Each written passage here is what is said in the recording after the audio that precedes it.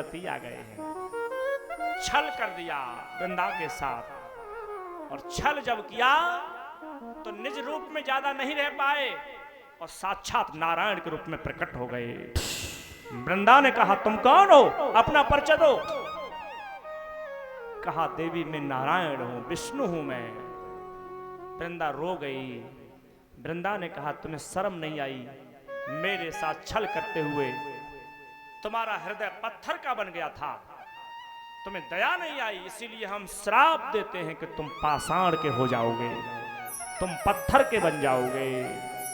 नारायण कहते हैं देवी ये तेरा श्राप मुझे स्वीकार है, मैं पत्थर का तो बन जाऊंगा, लेकिन मैं वरदान देता हूं कि मैं भोग तब लगाऊंगा जब तू मेरी थाली में आ जाएगी, तेरे बिना मैं भोग भी नहीं लगाऊंगा। तो उसी समय से नारायण सालिग्राम बन गए। क्या बन गए? सालिग्राम भगवान बन गए, और वृंदा को वृक्ष बना दिया। और आप जानते हो विष्णु को भोग लगता है, सालिग्राम को भोग लगता है, तो तुलसी के पत्ते रखना बहुत जरूरी हो जाता है। सालिग्राम बने हैं मेरे भगवान। और हिंदू परंपरा में ये सालिग्राम ही ऐसे भगवान हैं जिनकी पूजा के लिए किसी मंत्र की आवश्यकता नहीं पड़ती है।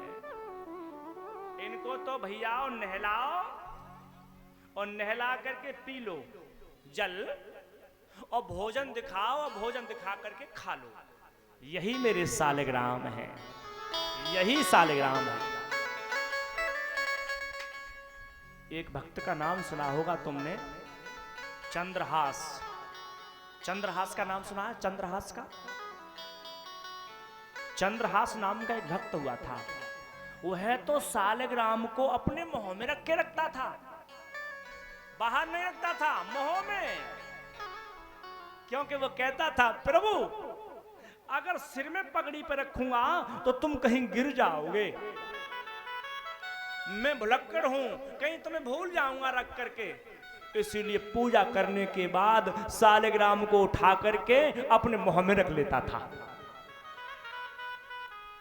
और एक भक्त की कथा और सुनी होगी आपने, सदना कसाई। सदना कसाई की कथा सुनी होगी। सदना के पास में मांस काट के बेचता था ये मांस।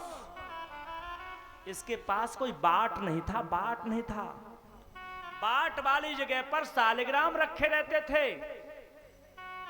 आधा किलो मांस कोई ले रहा है तो भी उसी बाट से, और 1 किलो ले रहा है तो भी उसी बाट से, और 100 ग्राम ले रहा है कोई तो भी उसी बाट से। और आश्चर्य ये था कि 1 किलो वाले का 1 किलो बैठता था और 100 ग्राम वाले का 100 ग्राम बैठता था। लेकिन एक दिन महात्माओं ने सदना की दुकान के पास से गुजर रहे थे, तो सदना की दुकान पर सालिग्राम को रखा देख लिया। और महात्माओं ने कहा अरे सदना तू क्या कर रहा है, हमारे भगवान को तू मांस की दुकान पर रखे बैठा है, इसको हमें दे दे। सदना ने कहा ठीक है तुम ले जाओ। और संत महात्मा सालिग्राम को ले आए। भैयाओ ले तो आए, लेकिन रात में भगवान ने सपना दे दिया। क्या? कि हमें सालिग्राम ने सपना दिया कि हमें सदना के पास पहुंचा दो, क्योंकि वो जैसे भी रखता है हमें उससे प्यार है।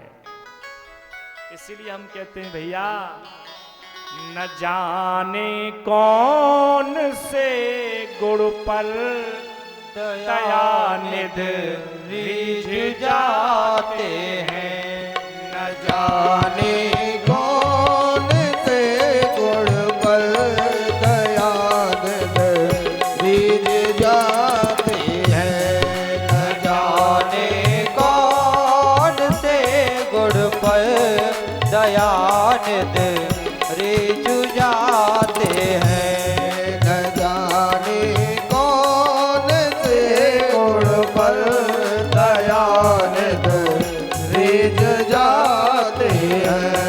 यही हरे भक्त कहते हैं, यही सद ग्रंथ गाते हैं, यही सब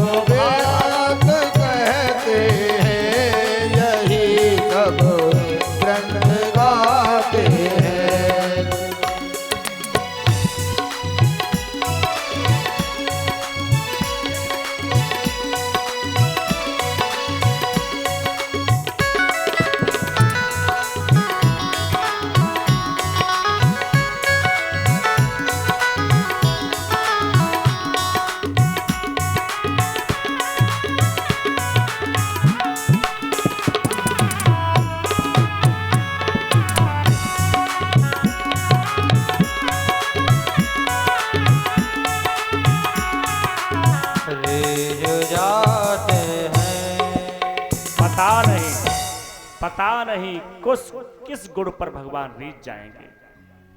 सदना वृंदा ने श्राप दे दिया कि तुम पाषाण के हो जाओगे। और जिस समय विष्णु ने छल किया उसी समय महादेव ने त्रिशूल छोड़ दिया और जालंधर का शीश काट के धरती पर गिरा दिया। भैयाओ, वही जालंधर एक बार रावण बन गया और उसने राम की पत्नी सीता का हरण किया है। तुलसीदास बाबा कहते हैं, एक हेतु सुनिएगा, और तो सब सूक्ष्म में एक हेतु विशेष है। एक बार की बात,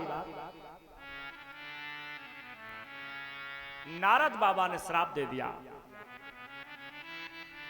नारद ने श्राप जब दिया तो पार्वती को शंका हो गई कि नारद श्राप तीन एक बारा। हे देवी, नारद जी ने एक बार श्राप दे दिया। मैया बोली, मैं नहीं मानती। क्यों? मेरे गुरुजी ऐसा कर ही नहीं सकते हैं। नारद जी तो भगवान के भक्त हैं, तो मेरे गुरुजी ने श्राप क्यों दिया विष्णु को? नारद श्राप तीन एक बारा। एक बार तुम्हारे गुरुजी नारद ने श्राप दे दिया। मां पार्वती कहती हैं, ऐसा नहीं हो सकता। क्यों? का अपराध रमापति कीना, कारण कवन श्राप मुनि दीना। कोई ना कोई अपराध किया होगा विष्णु ने, और चेला हो तो पार्वती की तरह हो। ये नहीं कहा कि मेरे गुरुजी की गलती हुई है। मेरा गुरु गलती नहीं कर सकता, भगवान ने गलती की होगी। शंकर जी तो हंस गए। क्या देवी, क्या कह रही हैं आप? नारद जी ने श्राप दिया है तो तुम ये कह रही हो कि विष्णु ने गलती की? कि हाँ। क्यों? नारद विष्णु भगत पुण्य ज्ञानी। मैं जानती हूं कि मेरे गुरु ज्ञानी भी हैं और भक्त भी हैं, और मेरा गुरु कभी गलती नहीं कर सकता। जरूर विष्णु से कोई गलती बनी होगी, इसीलिए यह प्रसंग मोहि कहो पुरारी। भैया सरगमा वाले हो, सुनो। किसी भी कथा के लिए मां पार्वती ने अपनी तरफ से नहीं कहा। केवल यही कथा ऐसी है जिसमें मां बोली है कि ये कथा मुझे सुना दो। क्यों? क्योंकि इसमें गुरु की भी कथा थी और गोविंद की भी कथा थी, दोनों ही कथा थी इसमें। तो मैया कहती हैं, बाबा ये कथा तो हमको सुना दो। बाबा कहते हैं, देवी सुनो। एक बार की बात, देवर्षि नारद हाथ में वीणा लेकर के नारायण नारायण करते करते हिमालय की कंदराओं में घूम रहे थे।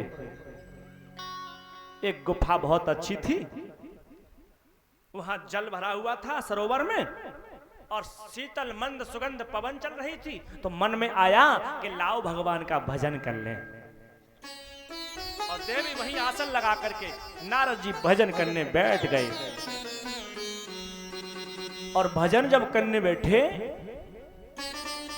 आप जानते हो कि नारद जी को श्राप लगा हुआ है, 2.5 घड़ी से ज्यादा अधिक देर कहीं नहीं ठहरते। और 2.5 घड़ी मतलब जानते हो? 1 घड़ी 24 मिनट की। 1 घड़ी 24 मिनट की। 2.5 घड़ी का मतलब 1 घंटा। 1 घंटे से ज्यादा नारद जी कहीं ठहर नहीं सकते। लेकिन वहां तपस्या करने लगे। 2.5 घड़ी नहीं, 2.5 साल हो रही हैं। मां पार्वती चौंक गई। मैं नहीं मान सकती, झूठ बोल रहे हैं आप। क्यों? मेरा गुरु 1 घंटे से ज्यादा नहीं ठहरता है कहीं पर। ऐसा कैसे हो गया? सुमिरत हरहि श्राप गत बांधी, सहज विमल मन लागे समाधि। एक बात सुन लो, श्राप सारे झूठे हो जाएंगे जिस दिन तुम्हारी माला का प्रताप बढ़ जाएगा। लोग हमसे कहते हैं, गुरुजी कष्ट आ रहे हैं, संकट आ रहे हैं। ये संकट क्यों आ रहे हैं, कष्ट क्यों आ रहे हैं? क्योंकि तुम भजन नहीं कर रहे हो। कहीं हनुमंत विपत प्रभु सोई, जब तब सुमिरन भजन न होए। तुम्हारे भजन में कमी है तो कष्ट तुम पर आएंगे, और तुम्हारा भजन अधिक है तो कष्ट आकर के भी टल जाएंगे। कष्ट किन पर नहीं आए? देवकी पे नहीं आए, या द्रौपदी पे नहीं आए, या कुंती पर नहीं आए, या मेरी मां कौशल्या पे नहीं आए, या मेरी मां सीता पे नहीं आए, या मेरी मां राधा पे नहीं आए। कष्ट एक का तो नाम बताओ किस पे नहीं आए। लेकिन याद रखना, भगवान का भजन आप बढ़ा दीजिए, आपके कष्ट दूर हो जाएंगे। लेकिन हम रोते हैं, मर गए हम तो गुरुजी, मर गए इस बार। क्या हुआ? खेत में 2 मन गेहूं हुए। कितने बीघा में?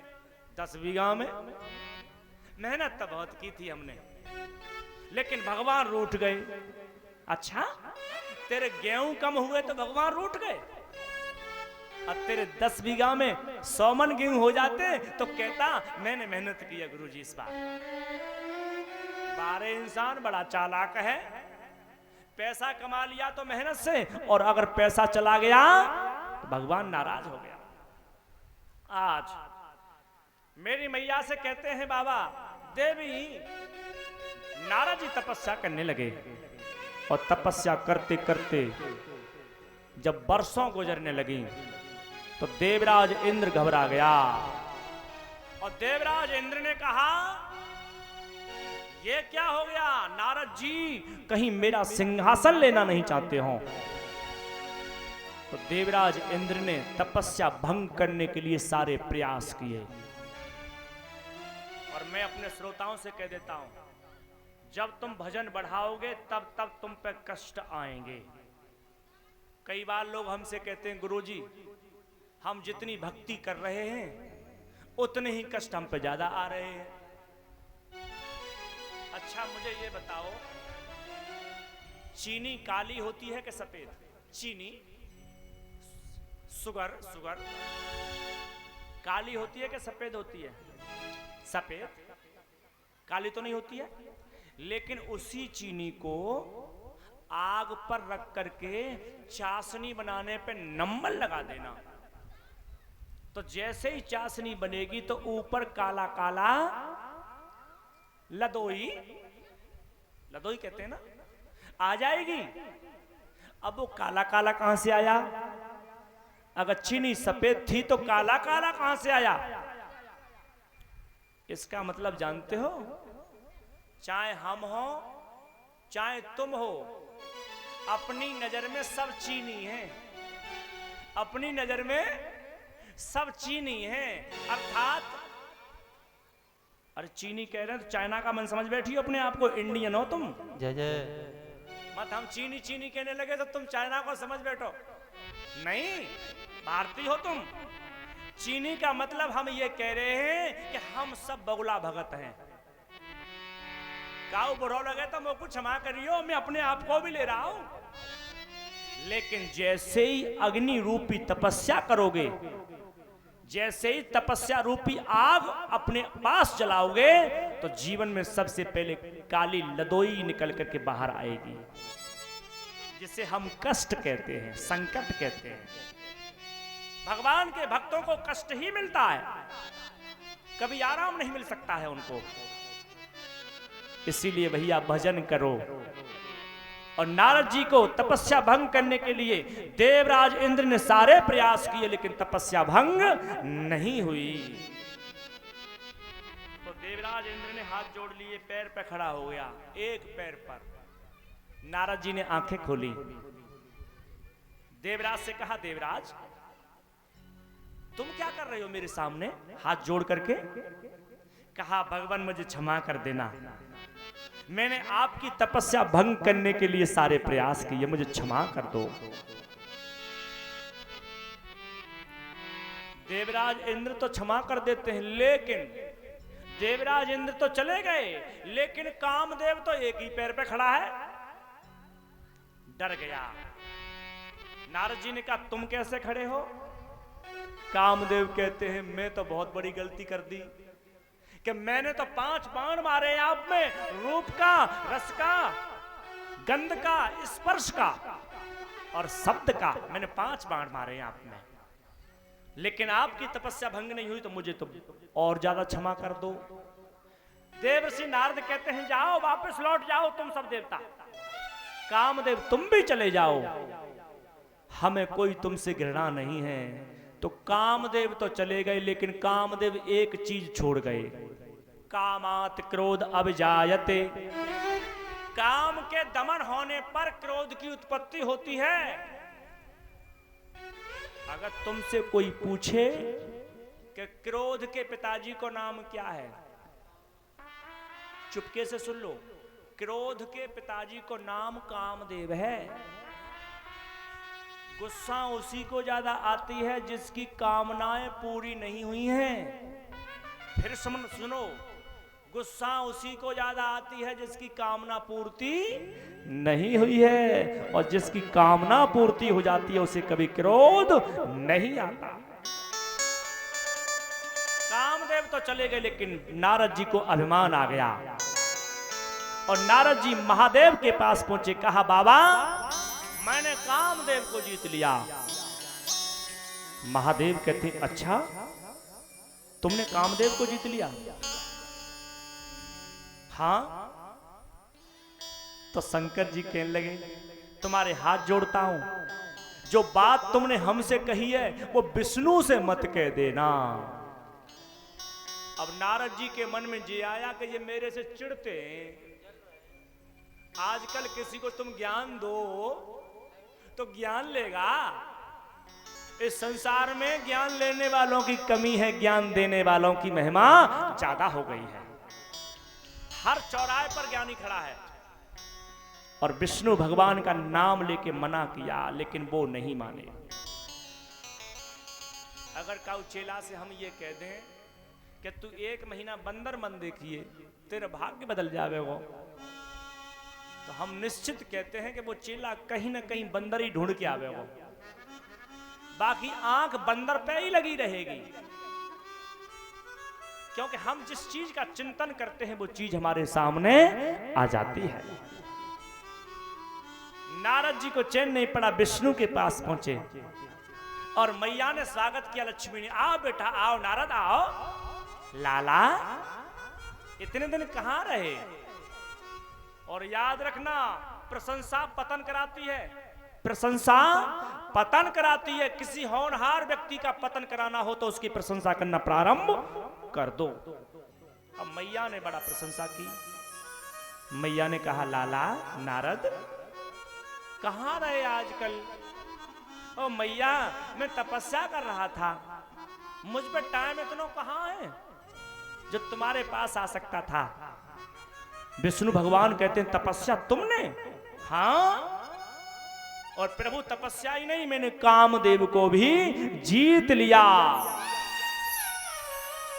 बस मेरे भगवान समझ गए कि ये काम से चला गया, क्योंकि काम को कोई जीत नहीं सकता है, याद रखिएगा। बड़े बड़े योगियों को डगा दिया है। विष्णु भगवान ने अपनी माया का संचार कर दिया और नारद जी रास्ते में जा रहे थे, 100 योजन का एक महल बना दिया और उस महल के राजा का नाम है सील निधि। गौर से सुनना, क्या नाम है? सील निधि। और उनकी बेटनी का नाम है विश्व मोहिनी। विश्व मोहिनी। सील निधि के पास में नारद जी गए और राजा सील निधि ने स्वागत किया, आओ बाबा आओ, आपका स्वागत है। बाबा आए, लेकिन बाबा ने पूछा राजन नाम क्या है तुम्हारा? मेरा नाम सील निधि है। ये इतनी भीड़ क्यों लगी है?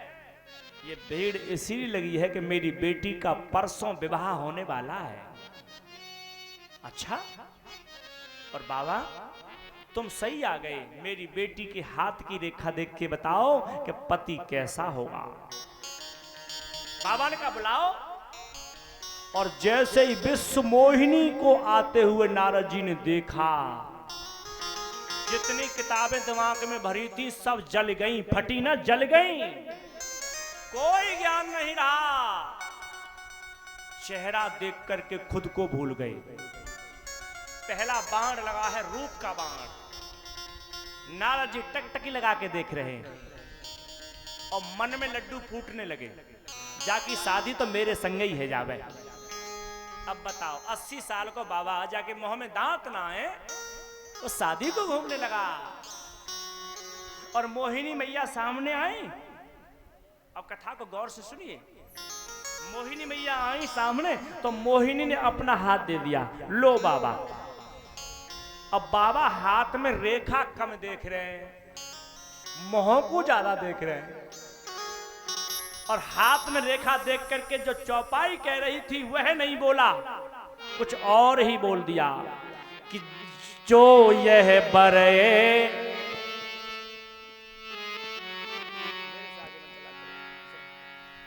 कि जो यह बरे अमर सो होई, समर भूमि तहें जीत कोई।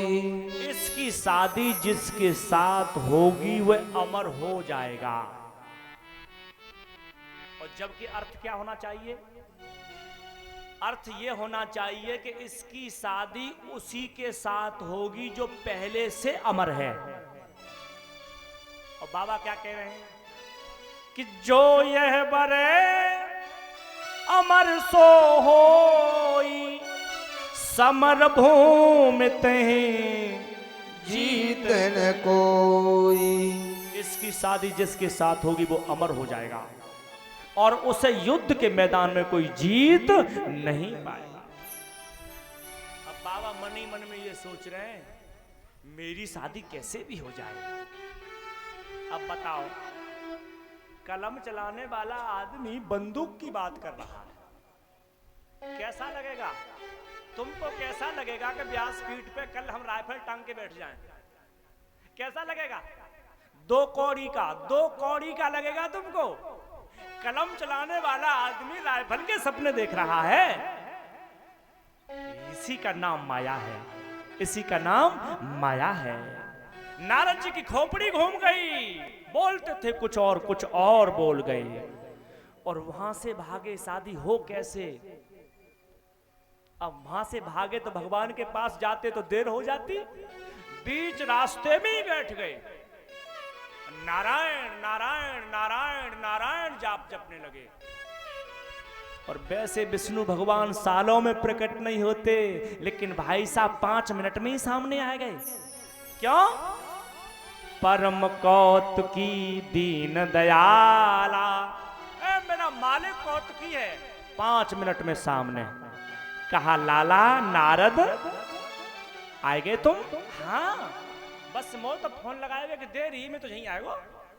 तू वरदान मांग, क्या मांगना चाहता है? कहा मुझे कोई और वरदान नहीं कि आपन रूप देव प्रभु मोही। आपन रूप देव प्रभु मोही। आपन रूप देव प्रभु मोही। आन भात नहीं पावऊ मोही। आन बात नहीं पावऊ मोही। आन बात नहीं पावऊ मोही। जहीं विद होई नाथ हित मोरा। जय विद होए नाथ हित मोरा। करहु सुबेगे दास मैं दोरा। करहु सुबेगे दास मैं दोरा। करहु सुबेगे। दास मैं दोरा। क्या वरदान मांग रहे हैं? अपना रूप दे दो मुझे, अपना रूप दे दो। और हमने कल भी कहा था ब्यूटी पार्लर की दुकान पे एक दो घंटे के लिए तुम स्मार्ट हो सकते हो, लेकिन जीवन भर के लिए ये ब्यूटी पार्लर वाले भी बड़े कमाल के हैं, पुरानी बिल्डिंग को कब नहीं कर दें कोई पता नहीं पड़ता। हाँ, किसको कब क्या बना देंगे। देखो नए नए लड़के बैठे, आजकल की तो डिमांड ही बड़े विचित्र है।